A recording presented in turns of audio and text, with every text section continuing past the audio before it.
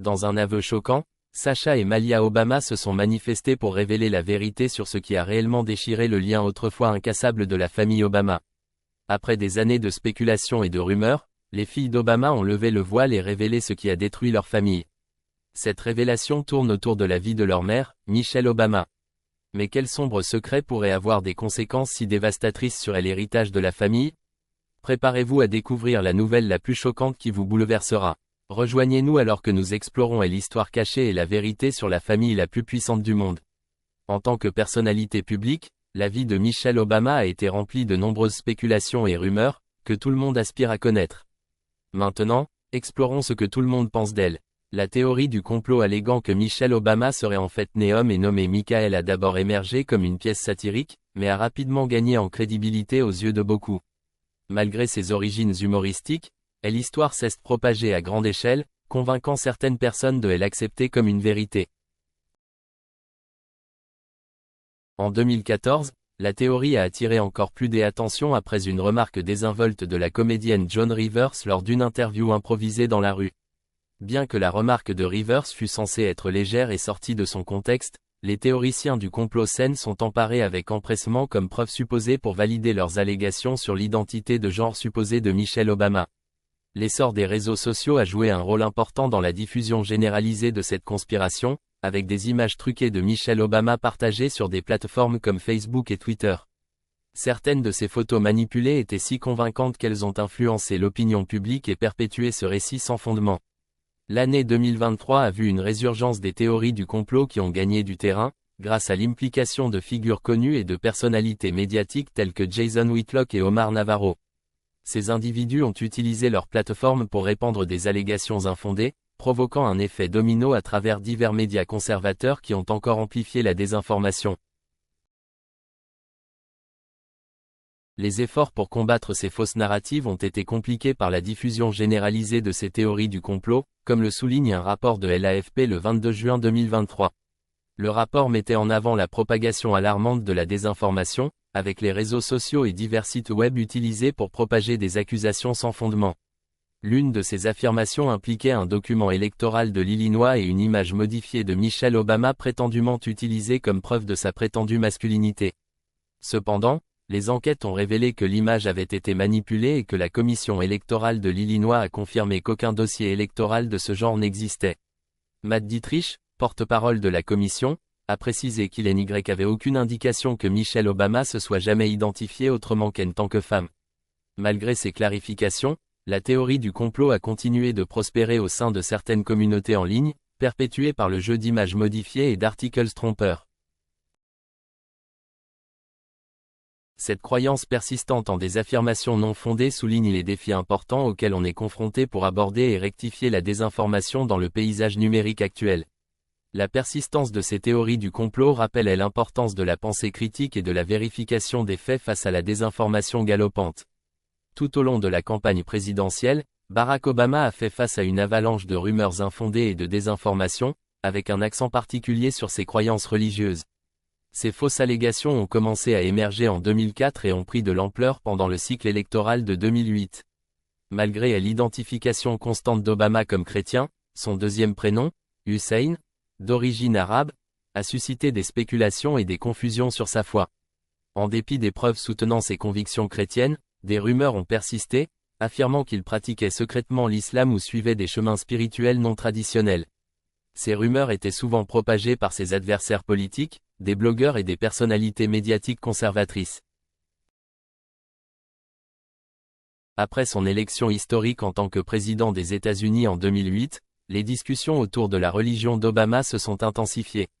Son parcours religieux a été bien documenté, notamment avec son implication active dans la communauté chrétienne protestante et son affiliation à l'église Trinity United Church of Christ à Chicago de 1992 à 2008. Cependant, son association avec Trinity a suscité des controverses pendant sa campagne, en particulier à cause des déclarations controversées de son ancien pasteur, Jeremiah Wright. Malgré ces défis, Obama est resté fidèle à sa foi chrétienne et a travaillé à dissiper les malentendus concernant ses croyances religieuses. La controverse autour de Barack Obama et de ses croyances religieuses l'a poussé à se distancer de la Trinity United Church, une décision qui n'a pas entravé son engagement envers sa foi chrétienne.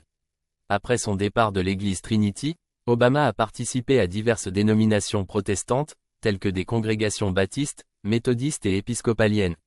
Bien qu'il ait gardé ses pratiques religieuses en grande partie privées, elles ont parfois attiré l'attention des médias pendant sa présidence et les années qui ont suivi. Malgré les preuves écrasantes soutenant l'identité chrétienne protestante d'Obama, une idée fausse persistante demeurait selon laquelle il était musulman. Un sondage du Pew Research Center de 2012 a révélé que 17,7% des Américains, y compris un nombre significatif de républicains conservateurs, croyaient encore qu'il adhérait à l'islam. Cette méprise a été fréquemment exploitée par ses détracteurs pour remettre en question sa loyauté et susciter des appréhensions concernant sa présidence. La controverse autour de la foi d'Obama s'est intensifiée le 21 juillet 2008, lorsque le magazine The New Yorker a publié une couverture controversée représentant Obama en tenue musulmane traditionnelle, avec Michelle Obama tenant une arme, sur un fond montrant l'image d'Oussama Ben Laden. Bien que l'éditeur du magazine, David Remnick, ait déclaré que la couverture était destinée à « satiriser et démystifier les rumeurs », elle a néanmoins ajouté de l'huile sur le feu dans le discours en cours sur la foi d'Obama. De nombreuses personnes ont trouvé certains aspects des croyances de Barack Obama offensants, entraînant des appels au boycott pendant sa campagne et sa présidence. Malgré ces allégations, Obama a systématiquement abordé ses croyances religieuses. Mettant en avant sa foi chrétienne dans des interviews et des discours publics, il a partagé des anecdotes personnelles sur son parcours spirituel, dans le but de dissiper toute méprise concernant sa religion. Cependant, les affirmations infondées ont persisté, illustrant les difficultés qu'il rencontrait pour lutter contre la désinformation. Un aspect notable des Obama reste que, à mesure que les spéculations augmentaient en nombre, leur immunité aux rumeurs croissait également, et grâce à cela, ils ont continué à mener leur vie normalement. Relative à la présidence alors que Barack Obama montait en puissance sur la scène politique nationale, sa femme Michelle Obama est également devenue une figure publique importante. Elle a laissé une empreinte durable sur la culture populaire et a suscité une admiration généralisée pour ses réalisations. En 2006, le magazine Essence l'a reconnue comme l'une des femmes les plus inspirantes du monde, soulignant son influence et son leadership. En 2007, Vanity Fair l'a nommée parmi les 10 personnes les mieux habillées au monde, mettant en avant son impact sur la mode et la perception publique. L'influence de Michelle Obama s'est étendue au-delà du domaine de la mode, car elle a été invitée en tant qu'invitée d'honneur au Legends Ball d'Oprah Winfrey. Lors de cet événement, elle a rendu hommage aux femmes afro-américaines qui ont ouvert la voie aux générations futures, consolidant ainsi son statut de modèle et de défenseuse du changement. En 2007, le magazine Oprah l'a classée comme la 58e ancienne élève la plus influente de l'université de Harvard, soulignant son impact sur l'éducation et l'autonomisation. Pendant les premiers mois de la présidence de son mari, Michelle Obama est rapidement devenue une figure publique majeure, obtenant une reconnaissance générale pour son soutien indéfectible et son rôle inspirant en tant que modèle pour les femmes et les filles du monde entier. Lors de son premier engagement international en avril 2009, où elle a gracieusement assisté à une cérémonie de remise de prix pour le cancer aux côtés de Sarah Brown, l'épouse estimée du Premier ministre britannique Gordon Brown, elle a non seulement montré son charisme indéniable et son sens impeccable de la mode, mais a également stabilisé son statut d'icône mondiale de grâce et d'élégance. Cependant, cette visite particulière a également déclenché des discussions et des débats médiatiques concernant le protocole lorsque Michelle Obama a brièvement touché le dos de la reine Elisabeth II, ce qui a conduit à des spéculations sur une possible violation de l'étiquette royale. Les représentants du palais ont rapidement rassuré le public qu'aucune offense n'avait été commise, mettant ainsi fin aux controverses persistantes autour de l'incident. Le sens impeccable de la mode de Michelle Obama a souvent été comparé aux styles emblématiques de Jacqueline Kennedy pour sa sophistication intemporelle et de Barbara Bush pour son approche structurée et classique. Connue pour ses choix vestimentaires avant-gardistes mais accessibles, elle a été saluée comme une populiste de la mode qui mélange sans effort des pièces de haute couture avec des marques plus abordables. En 2010, ses sélections vestimentaires soigneusement choisies, qui comprenaient des pièces de créateurs de luxe ainsi que des détaillants à prix modéré comme J.Crew et Target, ont été estimées à 14 millions de dollars en publicité pour les marques qu'elle soutenait. Sa préférence pour les robes sans manches et ses collaborations réussies avec des designers renommés qui ont créé de superbes robes pour les 2 investitures de son mari ont non seulement lancé de nouvelles tendances dans le monde de la mode, mais ont également consolidé sa réputation en tant que véritable icône de la mode. Michelle Obama a activement soutenu les créateurs africains, y compris les talentueux Mimi Plange et Duro Oluwu, montrant son engagement à promouvoir la diversité et l'inclusivité dans l'industrie de la mode. Son style était vraiment iconique et multifacette, comme en témoignent ses apparitions sur la couverture de Vogue en mars 2009, faisant d'elle la première dame à obtenir cette distinction depuis Hillary Clinton. Non seulement elle a fait la couverture de Vogue 2 autres fois pendant son mandat, mais elle a également marqué l'histoire en devenant la première femme à figurer sur la couverture du magazine Better Home and Gardens en août 2011, une publication qui n'avait pas présenté une personne sur sa couverture depuis près de 5 décennies. De plus, l'influence de Michelle Obama s'est étendue au-delà du monde de la mode. Lors de la 85e cérémonie des Oscars en 2013, elle a encore une fois fait l'histoire en devenant la première dame à annoncer un lauréat des Oscars, en remettant le prix du meilleur film au film Argo. Malgré ses contributions significatives aux questions relatives aux familles de militaires et aux familles actives, les récits médiatiques se concentraient souvent davantage sur ses choix vestimentaires que sur ses réalisations substantielles. Néanmoins, l'impact de Michelle Obama est resté indéniable, puisqu'elle a été en tête du sondage Gallup des femmes les plus admirées aux États-Unis pendant 3 années consécutives, de 2018 à 2020. Dans une rétrospective publiée par le magazine Time en 2020, elle a été justement honorée comme la femme de l'année 2008, reconnaissant son influence considérable à cette époque et au-delà. L'héritage de Michelle Obama en tant qu'icône de style et défenseuse de causes importantes continue de résonner auprès des gens à travers le monde. Son point de vue sur la communauté LGBTQ.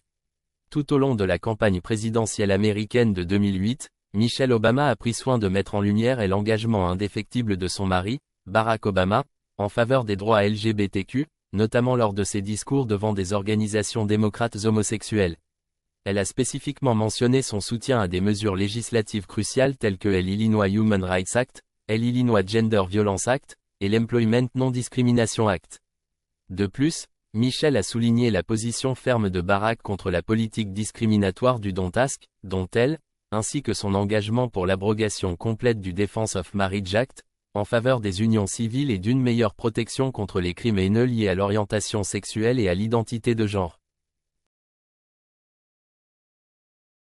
Michelle et Barack Obama se sont également opposés fermement à toute modification des constitutions fédérales de Californie et de Floride visant à interdire le mariage entre personnes de même sexe.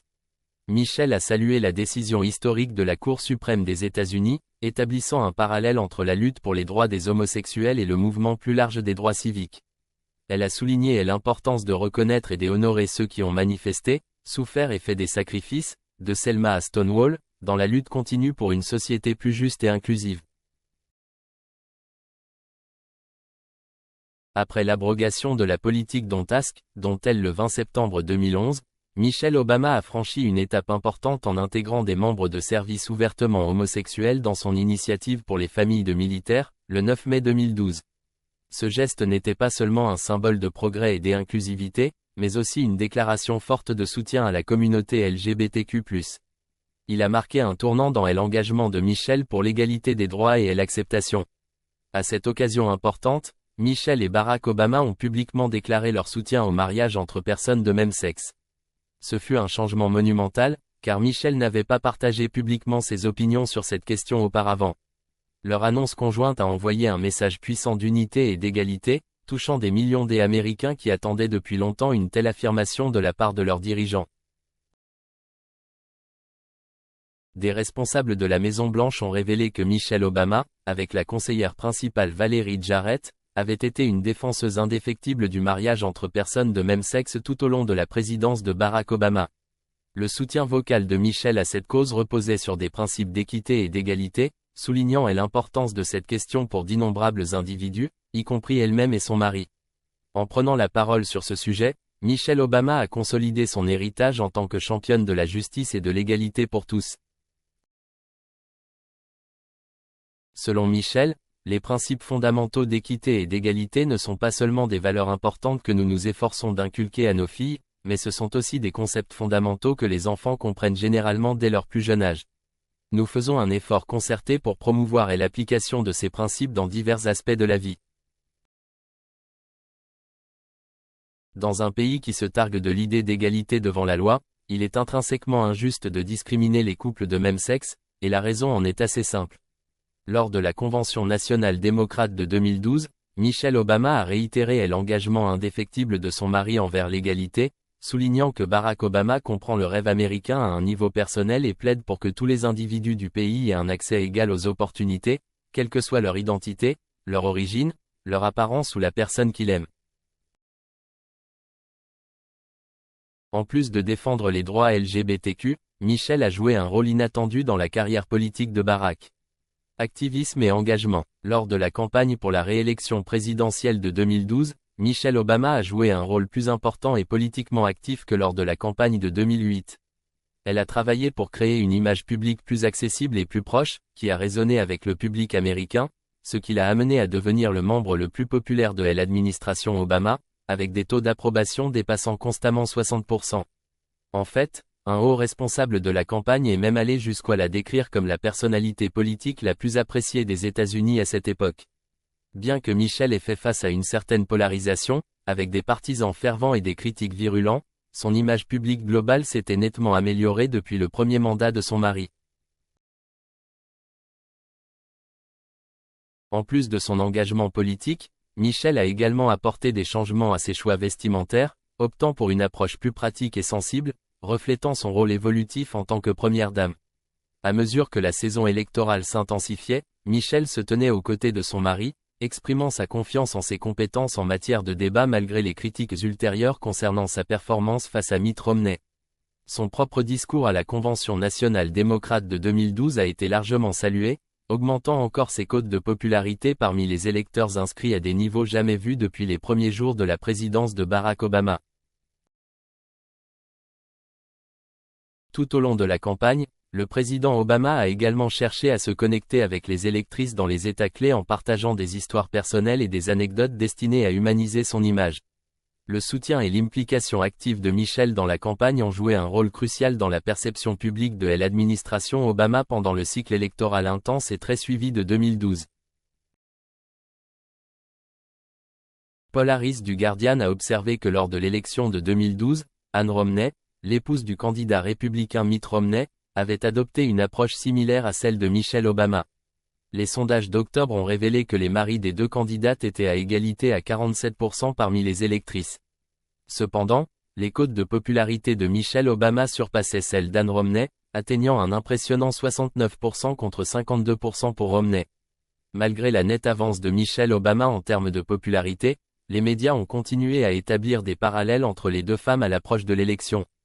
Michelle Cottle de Newsweek a ajouté son point de vue en notant que, finalement, l'influence de la première dame pourrait ne pas avoir d'impact direct sur les résultats de l'élection.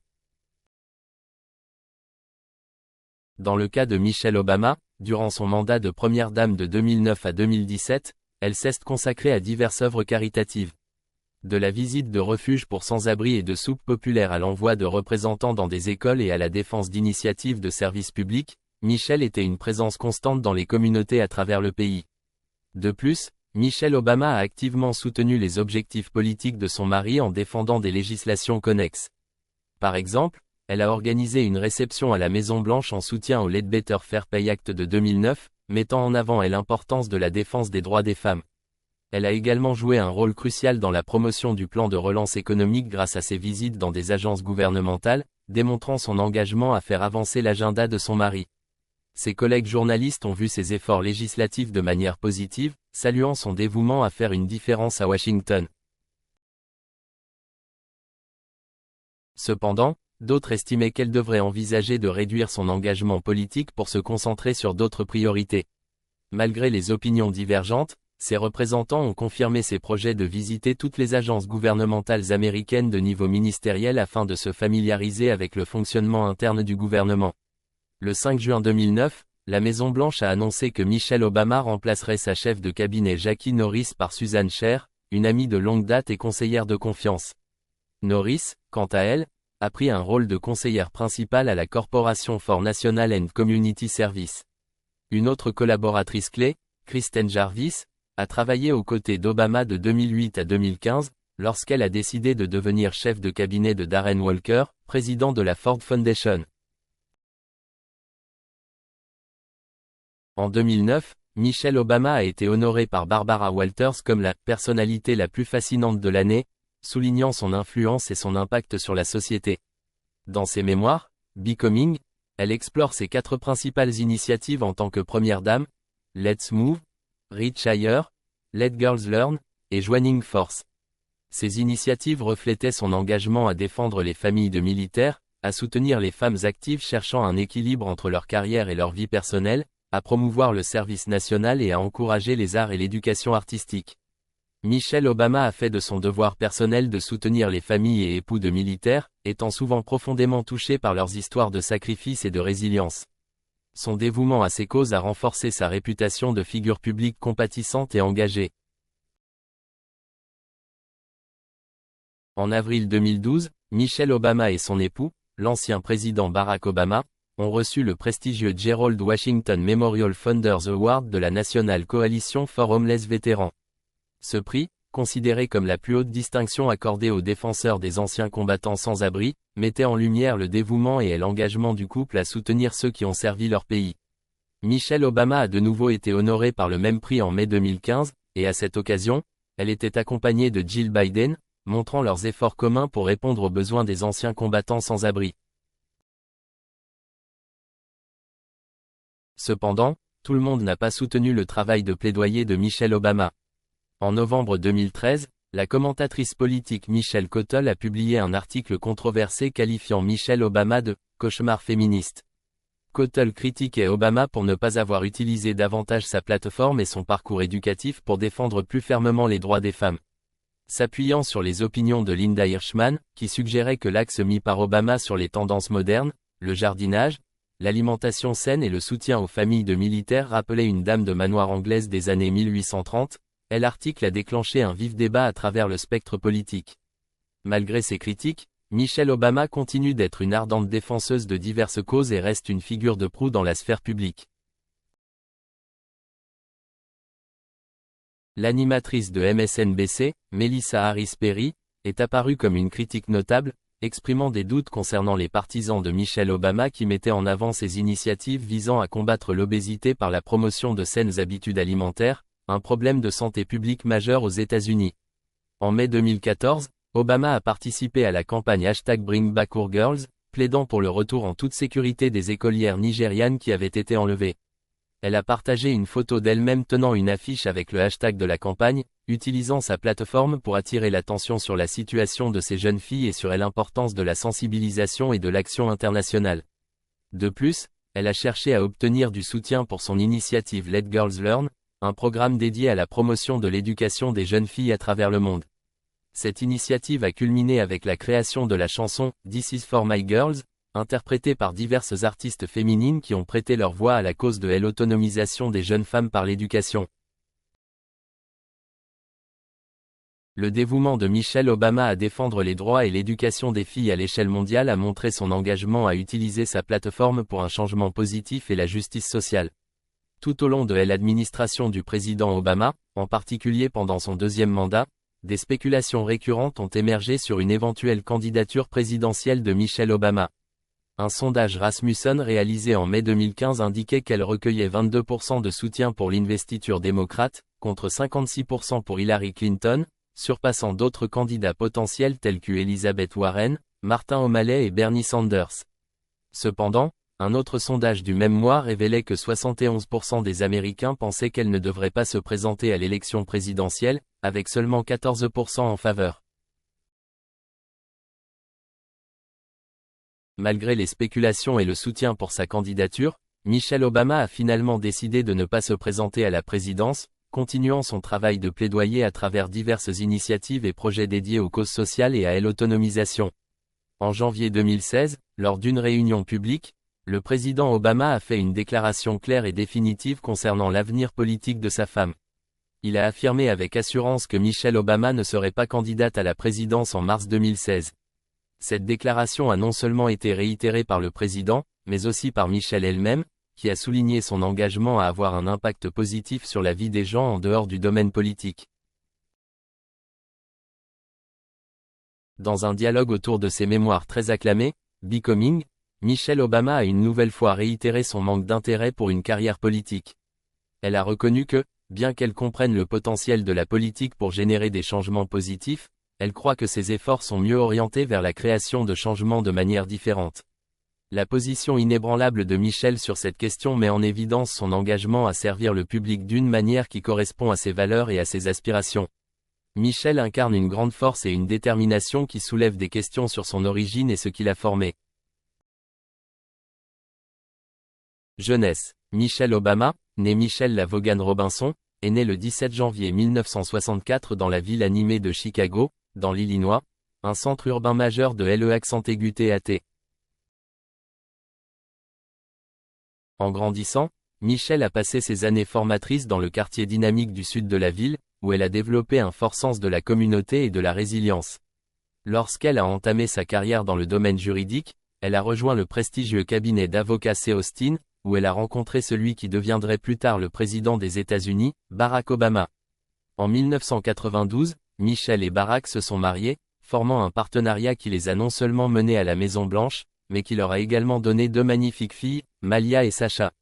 Leur dynamique familiale a été étroitement observée par le public, notamment ces derniers temps, avec des spéculations entourant l'identité de genre de l'une de leurs filles, suscitant un vif intérêt et des discussions.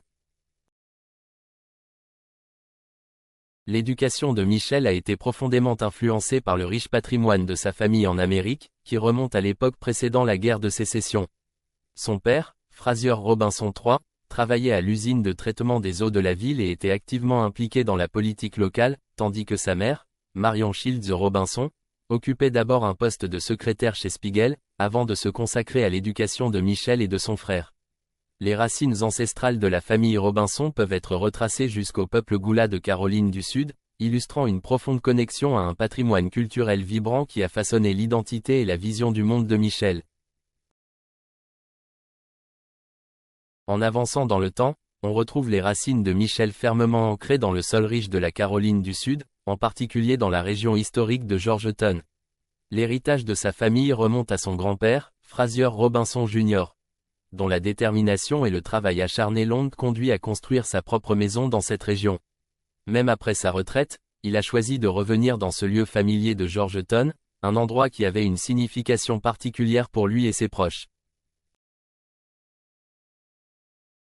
En plongeant plus profondément dans la lignée maternelle de Michelle, nous découvrons l'histoire de son arrière-arrière-grand-mère, Melvinia Dosey Shields.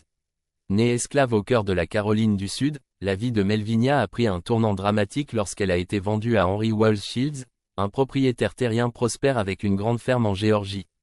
C'est dans ce nouvel environnement que Melvinia a donné naissance à un fils nommé Adolphus Shields, un enfant métis portant le poids de son héritage. Le réseau complexe de relations qui a défini l'existence de Melvinia nous offre un aperçu des dynamiques familiales pendant une période tumultueuse de l'histoire américaine. Des spéculations tournent autour de l'identité du père des Adolphus, des chercheurs pointant du doigt Charles Moran Shields, le fils du propriétaire de Melvinia, comme un candidat probable. Alors que Melvinia naviguait dans les défis de la liberté et de la maternité, elle a continué à agrandir sa famille, accueillant d'autres enfants métis et forgeant des liens avec la famille Shields qui perdureront à travers les générations. Comme beaucoup de familles ayant lutté avec l'héritage de l'esclavage, les ancêtres de Michelle ont choisi d'enterrer les souvenirs douloureux de leur passé, préférant se concentrer sur la résilience et la force qui les ont portés à travers l'adversité. Leur héritage est une tapisserie tissée à partir de fils d'influences irlandaises, anglaises et amérindiennes. Il reflète la diversité et la complexité des identités qui définissent l'expérience américaine. À travers l'histoire de Michelle, nous sommes rappelés du pouvoir de la résilience, de l'importance de reconnaître notre histoire commune et de l'héritage durable de ceux qui nous ont précédés. L'enfance de Michelle a été façonnée par les dynamiques uniques de la vie dans un appartement au dernier étage sur South Avenue à Chicago, loué à sa grande-tante qui vivait en dessous. Son éducation a suivi un modèle traditionnel, avec sa mère jouant le rôle de femme au foyer et son père travaillant à l'extérieur de la maison, créant une atmosphère familiale chaleureuse où il se retrouvait pour le dîner chaque soir.